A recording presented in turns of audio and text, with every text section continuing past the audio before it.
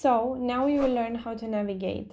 Once we have a scene created with some objects in it, I will just press Alt W to zoom in on one of the viewports.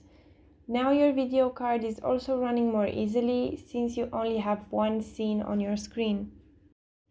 The easiest command is to zoom in and zoom out by scrolling up and down with your mouse. Also, by keeping your scroll button pressed and moving your mouse left and right, you can hover over your scene, but only left or right. If you also want to go around your scene, you have to keep your scroll button pressed, but also press Alt. Actually, what I'm doing is I am spinning around the center of my viewport. For example, if I move more to the left and then I spin around, you see that the spinning is a bit weird because the center is still here.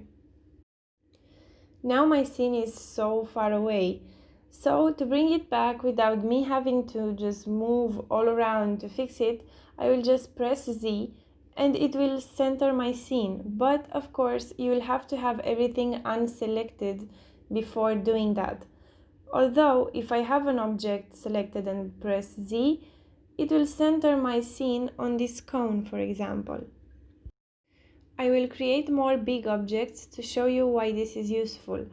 For example, now I want to go fast to this sphere right here. By selecting it and pressing Z, it will just bring me to it, and now I can just work around it more easily. Now if I want to go back to seeing all the objects, I deselect the sphere and press Z again. You can see that this zoom in and zoom out can be kind of rough when I have many objects and I can easily pass by an object and miss it.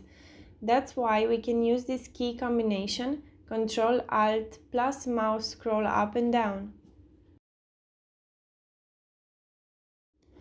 As we have the undo command for everything, which is Ctrl Z, we also have the Shift Z to undo only the zoom in or out command. Alright, so this was all about navigating.